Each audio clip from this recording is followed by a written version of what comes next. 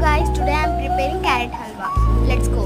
మనం క్యారెట్ ని వాష్ చేసుకొని ఇలా తురుముకొని తర్వాత ఒక కడాయి తీసుకొని ఘీ వేసుకొని